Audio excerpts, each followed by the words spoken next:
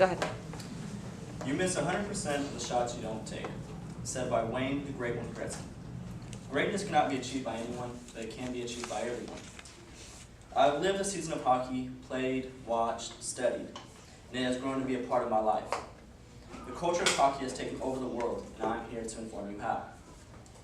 The most significant aspect of the culture of hockey is where it's played and the diversity of its players. The many different places hockey is played shows how the culture has had an impact on the entire world. Hockey is most popular in colder countries such as Canada, the Czech Republic, Latvia, Finland, Sweden, Russia, and of course, the United States. The popularity for the sports is so high in these countries for obvious reasons. In winter, it's cold, there's ice to play on. Hockey has reached its high point in the outlook of the world, with it being part of the Winter Olympics since 1920. Not only is hockey a very popular sport across the world, but people are willing to stop what they're doing and follow their dreams of becoming a professional hockey player. The diversity of hockey players displays all sorts of people that have grown to be a part of the hockey culture no matter where they come from.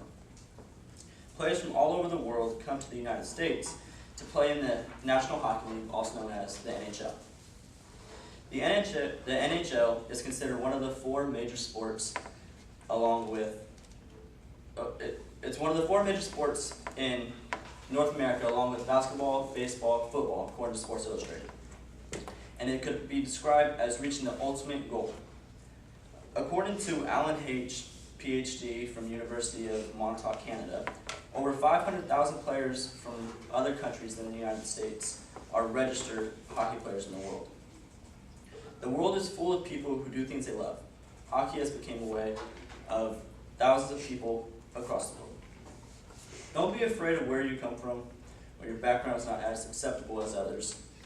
Anybody willing has a chance for greatness. One of the greatest feats in American sports is what's known as Miracle on Ice. Those who don't know, Miracle on Ice, as said by ProIceHockey.com, story goes, 1970s, Russia was the team to beat. And in a pre-Olympic exhibition game against the Soviets, the Americans got manhandled 10-3. So the USSR, emerging from several major defeats in the mid-1970s, was back on top of the hockey world going into the 1980 Olympics in Lake Placid. The previous year, the national team had crushed the NHL All-Stars 6-0. The Soviet domination of the 1979 World Championship was obsolete. At Lake Placid, Team USA began tentatively against Sweden, but at a last-minute goal, they salvaged a 2-2 tie. A 7-3 win over the Czechoslovakia boosted confidence. The momentum grew with victories against Norway and Romania, and a 4-2 comeback win over Germany. The coach suggested that a bronze medal was within reach, but silver and gold weren't even a thought. According to Sports Illustrated, Miracle on Ice is said that it may just be the single most indelible moment in all of U.S. sports history. The Soviets were undefeated in their group. This led to the USA being their first opponent in the medal rounds. It was at the end of the first period where the Soviets and the USA were battling back and forth. With very short time left, the Americans put a shot on the goal. It's blocked. Soviets kind of just lackadaisical, not realizing of the time, kind of just expected the buzzer to go off, and the Americans take advantage of the sloppy play, steal the puck, score, 1-0 America. The Soviets immediately go to the locker room. They come back realizing that there's seconds left, but the starting goalie didn't return.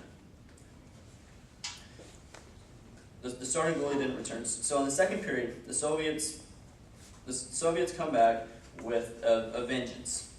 Score at the end of the second period, 3-2, Soviets.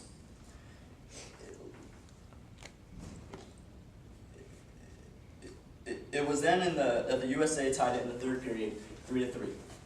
With just about 10 minutes left, history took place. A 25-foot wrist shot. And, as you know it, USA scores. 4-3. So from there on out, the Soviets start to panic. It's the first time that they've ever really panicked. They start throwing the puck around, hoping people were there, hoping the puck goes in the net. No luck. From there, one of the most famous calls in all American sports was set. 11 seconds. You got 10 seconds. The countdown going on right now. 5 seconds left in the game. Do you believe in miracles? Yes. Said by Al Michaels. From there, the USA go on to beat Finland to win the gold. Soviets take silver. And from there, the team was awarded the gold medals, but at this time, only 2 people were awarded the medals, and it was the 2 captains. As soon as the captain received his medal, he requested his whole team come up there and celebrate together. From there on, the podium has been big enough for the entire team. And therefore, the next time you see a hockey game, I hope you have a little bit more appreciation for the sport. If hockey has taught you anything, it's to go for what you want. The culture of hockey has become a world epidemic, and it's not going anywhere. When hell freezes over, I'll play hockey there too. Thank you.